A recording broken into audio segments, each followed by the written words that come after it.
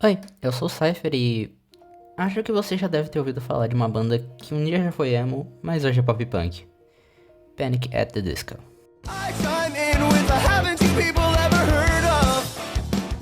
E agora, tá lembrado da peça? De um jeito ou de outro. A banda de uma pessoa só recebeu muita fama pela música Emperor's New Clothes, do álbum Death at the Bachelor, que não só criou um meme extremamente saturado pela Sun, mas também finalizou um arco de 3 músicas espalhados pelos seus álbuns mais recentes, começando com Say Amen, do álbum Pray for the Wicked, This Is Gospel, de Too Real to Live, Too Hard to Die, e a própria Emperors. Essa foi uma manobra de marketing incrível e que rendeu muito, pra falar a verdade, já que até aquele momento pouquíssimos artistas tinham feito alguma coisa desse tipo, sendo que o Brandon foi um dos primeiros a ter uma visão mais cinematográfica das suas músicas. Mas hoje a gente não vai falar dessa história em específico. Hoje, a gente vai falar sobre um arco de 2 músicas só, mas que passou debaixo do nariz de todo mundo. E hoje vai ser revelada em toda sua glória. Uma história de traição e assassinato. Ok, tá bom, calma. Me deixa explicar um pouquinho. Se você voltar um pouquinho no tempo até 2011, no clipe The Ballad of Mona Lisa, você pode encontrar um detalhezinho que fez essa teoria toda vir à tona. A presença de uma cartola. E sim, eu sei que tem um ritual, uma criança vendo um fantasma, uma literal morte na fogueira, mas isso foi o que mais me chamou a atenção. Então me escuta aqui por um minutinho. Se você olhar bem pro corpo do nosso querido Brandinho nessa cena, você vai ver que ele não tem nenhum machucado no corpo.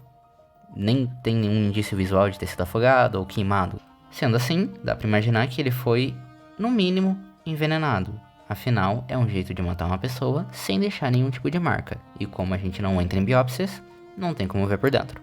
Mas vamos analisar as coisas que a gente tem pra ver. A começar pela pessoa que matou ele, Mary. Uma moça bem específica até, se destacando na multidão com seus belos olhos verdes e o seu estilo gótico, que o fantasma do Brandon parece desprezar. E também a presença da cartola nos primeiros segundos do clipe, como eu já disse. Se você já conhece essa banda por algum tempinho, tipo 20 anos, você deve ter sentido um pequeno déjà vu quando viu esses bancos e essa cartola. Isso porque ele já apareceu antes, em um clipe de anos mais cedo, que conta a história de um casamento que foi destruído pelo próprio noivo e o seu circo, depois de descobrir uma traição. 2005. O século XXI acabou de começar e a internet ainda é um monte de mato. A MTV tá bombando e uma banda chamada Panic! At the Disco tem feito um bastante sucesso com o seu mais novo single, A Red Scenes Not Tragedies, com um clipe bem diferente, contando a história de um casamento de todas as coisas. No clipe a gente vê uma paróquia, cheia de pessoas, com caras pintadas e os olhos fechados, assistindo, entre aspas, o casamento de um casal de jovens, o noivo sendo um bom menino emo e a noiva de olhos verdes e cabelos louros, bonita e bem apessoada. A gente também pode ver que os bancos do lado direito, o lado do noivo, estão vazios. Pra você que não sabia disso, isso aparentemente é uma tradição que existe. Os conhecidos do noivo ficam do lado direito e os da noiva do lado esquerdo da paróquia. Ok.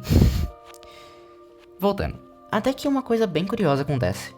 Enquanto os noivos recitam seus votos e a cerimônia está acontecendo, o Brandon, cantor da banda, arromba a porta da paróquia cantando, e com ele, um picadeiro completo. Palhaços, mágicos, mulher barbada, não me pergunte porquê, todos dançando e ridicularizando o casamento. O que obviamente incomoda muito a noiva. Até eles se sentarem no lado da família do noivo. Enquanto o Brandon continua de pé e importunando os noivos, ridicularizando os dois e o coitado do padre. Enquanto tudo isso acontece, a câmera vai pros noivos e mostra a interação que eles estão tendo durante essa brincadeira toda. A noiva olha pro lado e faz um sinal de desaprovação com a cabeça, aparentemente dizendo que não acredita no que a família do noivo tá fazendo, algo que é bem saudável pro casamento, pra falar a verdade. E a situação a partir daí só piora, uma vez que o mágico faz um truque que começa uma sequência de dança com todos os convidados, fazendo os noivos brigarem muito, e a noiva aparentemente acusa o noivo de estar fazendo tudo isso de propósito só pra magoar ela. Até que o mágico para a dança e a noiva foge, com um dos convidados atrás dela. O Brandon, vendo isso, leva o noivo pra fora e flagra a noiva traindo o nosso amigo emo. A noiva olha pra ele com cara de arrependida e o noivo e o Brandon trocam de lugar, revelando que eles eram, no final das contas, a mesma pessoa esse tempo todo. Se a gente analisar a letra bem, dá pra ver que essa história é mais profunda do que o clipe deixa parecer. Já no primeiro verso dá pra ver que o noivo descobriu essa traição pela voz de um garçom e de uma dama de honra, ficando super irritado por isso. Mas, racionalizando um pouquinho, ele pensou em um plano bem melhor pra discutir sobre isso com a noiva. Esse plano que a gente viu no clipe. Dizendo, abre aspas, é muito melhor encarar esse tipo de coisa com um senso de equilíbrio e racionalidade. Fecha aspas. E, abre aspas de novo, na verdade, se olharmos desse jeito, o nosso casamento tecnicamente está salvo. Isso pede um brinde, despejo champanhe. Fecha aspas. Ou seja, o Brandon não só era de um circo, mas era o dono do circo. E provavelmente tinha muito dinheiro. Dá pra ver isso só pelo espetáculo que ele faz no próprio casamento. E a noiva possivelmente estava interessada em tirar proveito disso. Mas, como não deu certo, ela deve ter fugido e, a julgar pelo jeito como ela age durante o próprio casamento, ela não ia deixar essa humilhação sair barata. Anos mais tarde, tanto na história quanto na vida real, é lançado o clipe The Ballad of Mona Lisa, em 2011, que dá continuidade nessa tragédia casamenteira. Nela, a gente pode ver já de começo a mesma paróquia, só que dessa vez abandonada e cheia de teias de aranha. E até a cartola do Brandon em uma cadeira do lado direito, um detalhe pequeno, mas com uma grande importância.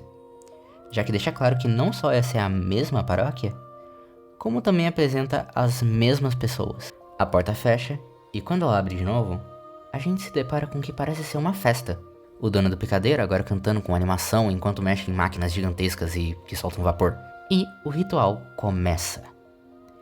Finalmente, entra em cena uma personagem bem importante. Mary, e os seus olhos verdes. Entrando em cena e parecendo ser bem recebida na festa. Mas a atenção não se mantém nela por tanto tempo assim. Quando Brandon vira um fantasma e começa a assombrar o lugar, claramente assustado e incomodado com a presença da Mary, como se ela fosse a última pessoa que ele esperasse aparecer no seu funeral.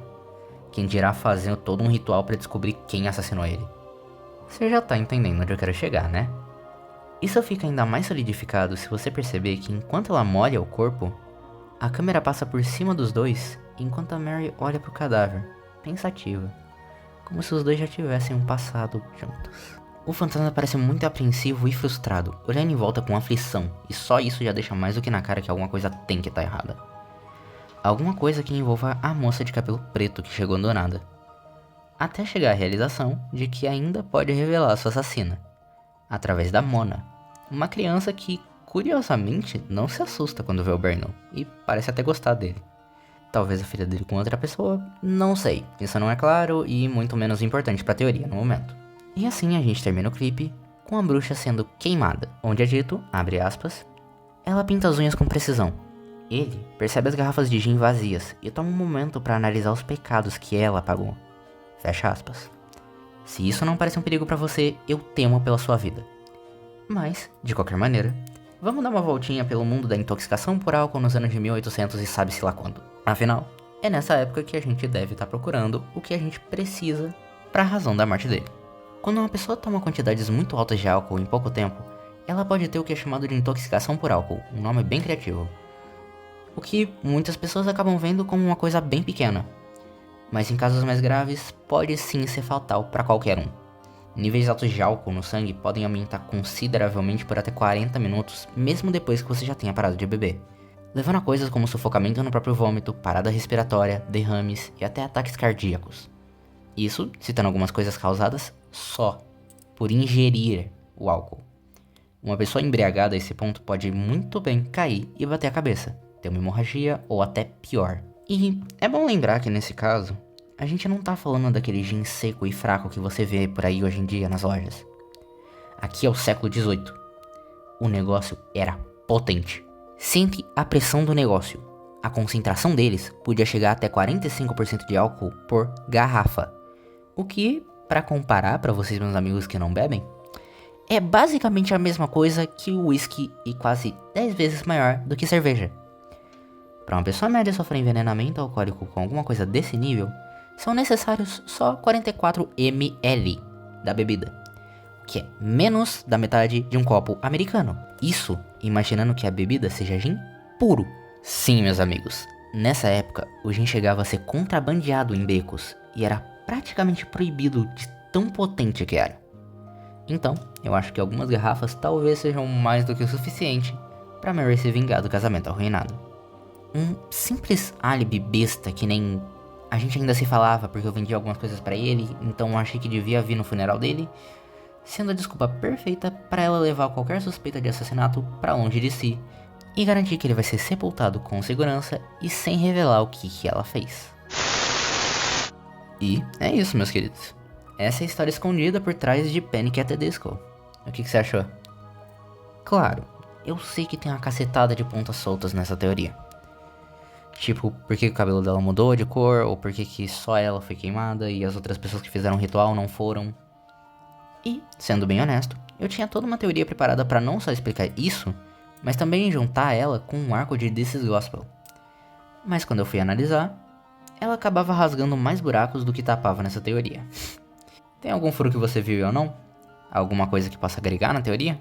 Simplesmente gostou e quer falar alguma coisa? Comenta aí, eu agradeceria muito. Mas, enquanto isso, não se esqueça de dar like, se inscrever e ativar o sininho, sério. E dá uma olhada nos outros vídeos do canal, eu espero que eu possa te ver de novo logo. Tchau!